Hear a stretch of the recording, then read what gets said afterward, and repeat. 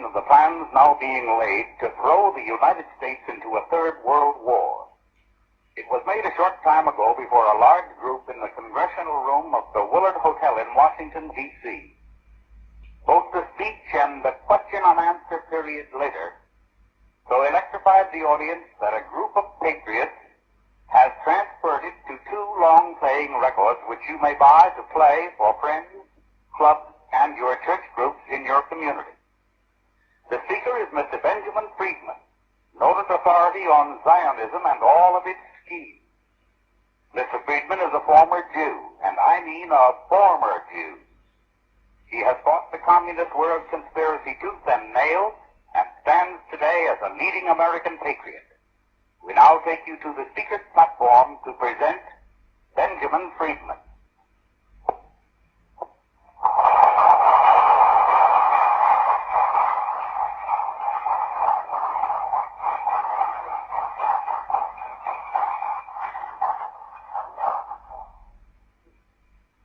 What I intend to tell you tonight is something that you have never been able to learn from any other source. And what I tell you now concerns not only you, but your children and the survival of this country and Christianity. I'm not here just to dish up a few facts to send up your blood pressure, but I'm here to tell you things that will help you preserve what you consider the most sacred thing in the world, the liberty and the freedom and the right to live as Christians, where you have a little dignity and a little right to pursue the things that your conscience tells you are the right things as Christians. Now, first of all, I'd like to tell you that on August 25th, 1960, that was shortly before election, Senator Kennedy, who is now the President of the United States, went to New York and delivered an address to the Zionist Organization of America. In that address, to reduce it to its briefest form, he stated that he would use the armed forces of the United States to preserve the existence of the regime set up in Palestine by the Zionists, who are now in occupation of that area. In other words, Christian boys are going to be yanked out of their homes, away from their families, and sent abroad to fight in Palestine against the Christian and Muslim Arabs who merely want to return to their homes. And these Christian boys are going to be asked to shoot to kill these innocent people who only want to follow out 15 resolutions passed by United Nations in the last 12 years, calling upon the Zionists to allow these people to return to their homes.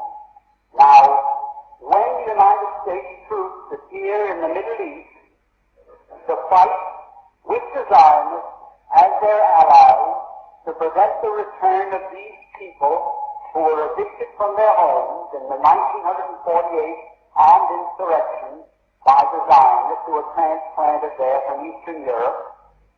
When that happens, the United States will trigger World War III. You say, when will that take place? The answer is, as soon as the difficulties between France and Algeria have been settled, that will take place. As soon as France and Algeria have settled their difficulties and the Arab world or the Muslim world has no more war on their hands with France, they are going to move these people back into their homes.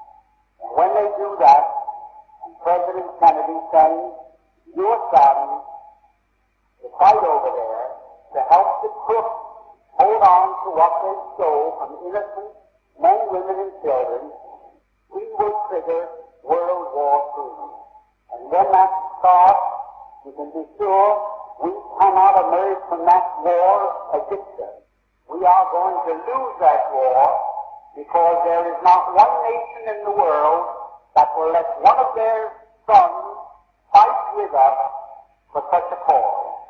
I know and speak to these ambassadors in Washington and at United Nations, and of the 99 nations there, I've consulted with maybe 70 of them, and when we go to war in Palestine to help the Jews retain possession of what they have stolen from these innocent people, we're not going to have a man there to fight with us as our allies.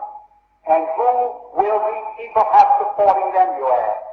Well, 4 days after President Kennedy, or he was then Senator Kennedy, made that statement, on August 28, 1960, the Arab nations called a meeting in Lebanon, and there they decided to resurrect or reactivate the government of Palestine, which has been dormant more or less since the 1948 armed insurrection by the Zionists. Not alone that, they ordered the creation of a Palestine army, and there are now drilling maybe 500,000 soldiers in that area of the world to lead these people back to their homes. With them, they have as their allies all the nations of what is termed the Bandung Conference group. That includes the Soviet Union and every Soviet Union satellite. It includes Red China. It includes every independent country in Asia and Africa, or 80% of the world's total population. 80% of the world's population, 4 out of 5 human beings on the face of the earth, will be our enemies at war with us. Not alone are they 4 out of 5 human beings now on the face of this earth, but they are the non-Christian population of the world, and they are the non-Caucasian, the non-white nations of the world. And that's what we say. And what is the reason? The reason is that here in the United States, the Zionists and their co-religionists have complete control of our government. For many reasons, too many and too complex to go in here. At this time, I'll be glad to answer questions, however, to support that statement. The Zionists and their co-religionists rule this United States as though they were the absolute monarchs of this country.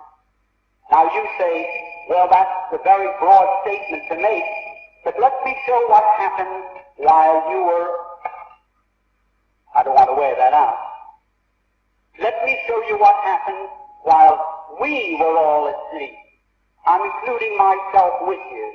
We were all asleep. What happened? World War I broke out in the summer of 1914. 1914 was the year in which World War I broke out. There are a few people here my age who remember that. Now that war was waged on one side by Great Britain, France, and Russia, and on the other side by Germany, Austria-Hungary, and Turkey. What happened? Within 2 years, Germany had won that war. Not alone won it nominally, but won it actually. The German submarines, which were a surprise to the world, had swept all the convoys from the Atlantic Ocean, and Great Britain stood there without ammunition for her soldiers, stood there with 1 week's food supply facing her, and after that, starvation. At that time, the French army had mutinied. They lost 600,000 of the flower of the French youth in the defense of Verdun on the Somme. The Russian army was defecting. They were picking up their toys and going home. They didn't want to play war anymore. They didn't like the Tsar. And the Italian army had collapsed. Now, Germany, not a shot had been fired on the German soil. Not an enemy soldier had crossed the border into Germany. And yet, here was Germany offering England peace terms. They offered England a negotiated peace on what the lawyers call a status quo ante basis. That means let's call the war off and let everything be as it was before the war started.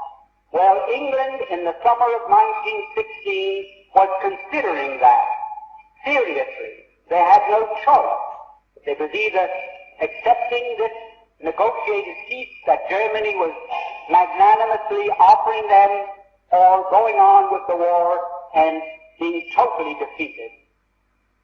While that was going on, the Zionists in Germany, who represented the Zionists from Eastern Europe, went to the British War Cabinet, and I'm going to be brief because it's a long story, but I have all the documents to prove any statement that I make if anyone here is curious or doesn't believe what I have possible. The Zionists in London went to the British War Cabinet and they said, look here, you can yet win this war. You don't have to give up. You don't have to accept the negotiated peace offered to you now by Germany. You can win this war if the United States will come in as your ally. The United States was not in the war at that time. We were fresh, we were young, we were rich, we were powerful. And they told England, we will guarantee to bring the United States into the war as your ally, to fight with you on your side, if you will promise us Palestine after you win the war. In other words, they made this deal. We will get the United States into this war as your ally. The price you must pay us is Palestine after you have won the war and defeated Germany, Austria-Hungary, and Turkey. Now, England had as much right to promise Palestine to anybody as the United States would have to promise Japan to Ireland for any reason whatsoever. It's absolutely absurd that Great Britain, that never had any connection or any interest or any right in what is known as Palestine, should offer it as coin of the realm to pay the Zionists for bringing the United States into the war. However, they made that promise in October of 1916. October 1916. And shortly after that, I don't know how many here remember it, the United States, which was almost totally pro-German, because the newspapers here were controlled by Jews, the bankers were Jews, all the media of mass communications in this country were controlled by Jews, and they were pro-German, because their people, in a majority of cases, came from Germany, and they wanted to see Germany lick the Tsar. The Jews didn't like the Tsar, and they didn't want Russia to win this war. So the German bankers, the German Jews, Kuhn Loeb, and the other big banking firms in the United States refused to finance France or England to the extent of $1. They stood aside and they said, as long as France and England are tied up with Russia, not 1 cent. But they poured money into Germany. They fought with Germany against Russia, trying to lick the Tsarist regime. Now, those same Jews, when they saw the possibility of getting Palestine, they went to England and they made this deal. At that time, everything changed, like the traffic light that changes from red to green, where the newspapers had been all pro-German, where they'd been telling the people the difficulties that Germany was having fighting Great Britain commercially and in other respects. All of a sudden, the Germans were no good. They were villains.